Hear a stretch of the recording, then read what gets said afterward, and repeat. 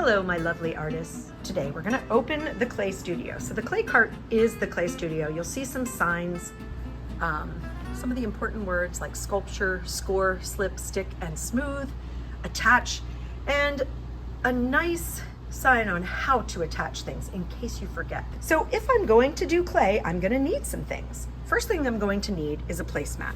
So I'm going to leave my placemat there, and then I'm going to put the tools on top of it. Okay, so these are kind of templates, tracers. You can put them down and trace around them if you need a circle of clay. This is actually just for me for cutting clay, so leave those guys alone. These are stamps. You can stamp into the clay. They will stamp into the clay as well and create cool textures in your clay. And these sticks we're definitely gonna need. This is what we're gonna score with. I can get a smooth one that I can smooth things with, okay? The clay is inside of this bin, and you're gonna find a piece of clay. And you don't wanna start with too large of a piece, and you always must close this bin back up. Do not leave it open, or the clay will dry out. So now I've got clay and a couple of tools to start. I also need something called slip. This is what I need for myself, and the slip can be shared at your table. Sometimes 2 slips per table, or 1 sometimes works too. Slip is just water with a little bit of clay in it. You can actually just use water, but the clay makes it a little more gooey and sticky. All right, so this is what you need to begin. What I'm going to do today is just kind of play and practice, right? One thing I want you guys to know is how to make a pinch pot.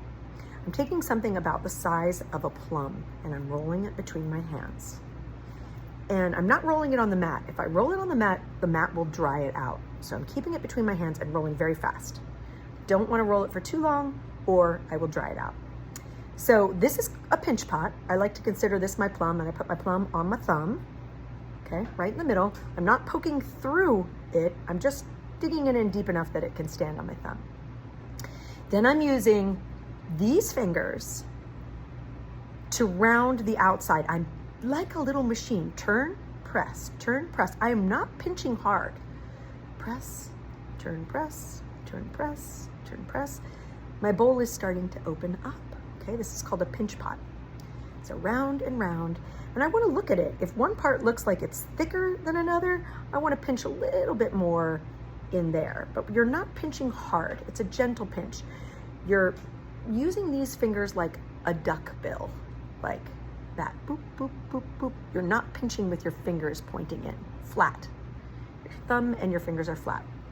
And you'll start to get really good at it where you can kind of feel where things are thicker or thinner and how to make it more uniform. Uniform means the same all the way around. All right, so I've got myself a nice pinch pot there already. And I am going to quickly do a smaller pinch pot. And I'm gonna create a little head of some sort, okay? The reason I'm doing this really is to show y'all how to connect 2 pieces. So I'm gonna make it hollow by doing a little plum on thumb and just going slightly around it with my fingers kind of bending over the edges, turning, press, turn, press, turn, press, turn, press, turn, press, turn, press. Then I can shape it a little bit. So now I've got a little bowl, and I could stick that little bowl onto the big bowl. Now, if I join these like this and I make a pocket of air, it's going to explode. So what I always do is poke a hole through the bottom bowl, okay?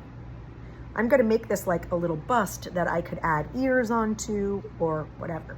Okay, it's gonna look like that. So now I've got these 2 pieces. This one has a hole so that it can breathe from the bottom. And I'm going to score it. So scoring is putting little scratch marks into the clay, okay? And that is gonna kind of hold on to the little scratch marks that I make here. It's kind of like fingers coming together like this. If I scratch both sides, they will grab each other and hold on to each other. So I know that this little head is gonna go right on there. I've now scored, this is called scoring, both pieces. You have to score both pieces. Then I'm going to slip both pieces. I'm taking a wet finger into the slip and spreading it around the places I want to connect. I don't want to soak it. I just want to get it wet enough. Then I'm going to stick them together. So I've scored, I've slipped, and now I'm sticking the pieces together. I could use a tool like this with a smooth edge to blend the pieces together. Okay, that is the next thing. You want to blend or smooth the pieces together. So it's almost like I'm buttering, moving butter on a piece of toast. I'm gently going into that area and pulling the clay down to fill in where the two come together. And look at that now. I've got a little head on some shoulders here now. Let's say I want to make this a bunny rabbit, okay? So now I'm going to make some ears. And I'm just going to pinch off pieces and connect them in exactly the same way that you just saw me connect the head to the shoulders.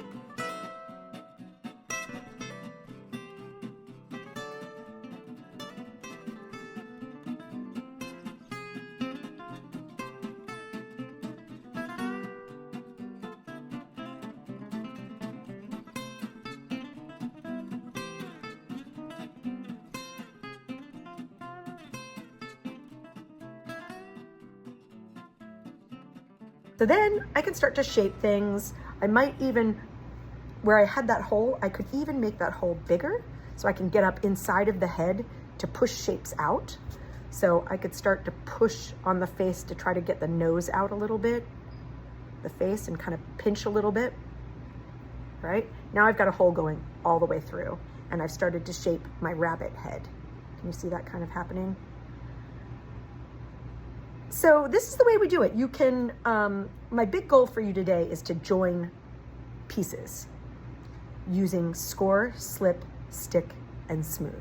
Okay, cleanup with clay is a really big deal because when the little crumbs of clay dry out, they break into particles and can hurt your lungs. So the first thing I'm going to do is wipe all of my tools off with a clean or cleanish rag, not a clean rag, but I'm going to get the clay particles off of these tools so that we don't have a lot of clay sitting around making people sick. All right. Now let's imagine that this is my clay. Today we're actually going to put all the clay back. We're not going to keep things, but I've got to press my clay back together. Some days you're going to keep it, and in the beginning we're not going to keep it. This is going to go back into the clay bin. Slip stays in the cup. You do not pour it out, okay? If you have tiny little bits that are left that are a little bit dried out and you don't want to add them back into the ball of clay because they're too dry, throw them in your slip. You can feed the slip. All right, so I've got my clean pieces now and my clay. I'm gonna bring those back and put them back into the clay bin and the tool bin. This is gonna go back on that tray. Y'all might remember that this has to be shaken out over the trash. So I'm gonna kind of roll it and hold it like a taco so that so all those crumbs of clay don't fall out. Don't bend it hard or you'll break the placemat, just gently. Now I'm gonna take it to the garbage. This is the garbage, not the recycling bin. I can tap it against the edge. I'm not gonna go crazy because I'll break the placemat. And then I'm going to return it back to its home in the clay studio neatly. Okay, I'm gonna stack them up neatly. If you see it looking like this, take a minute and straighten it out, right? We all have to share the studio. We can help each other. All my tools have been put back. The last thing is there's probably gonna be some clay and stuff on my table. I'm gonna take the rag and wipe the table. And I'm going to take the rag and wipe the clay completely off my hands. So you might wonder why. The reason is if we put clay down the sink, it will clog up the sink. You're going to use the rags, and once my hands are clean, then I'm going to wash them in the sink. But we only wash hands after our whole table is cleaned up.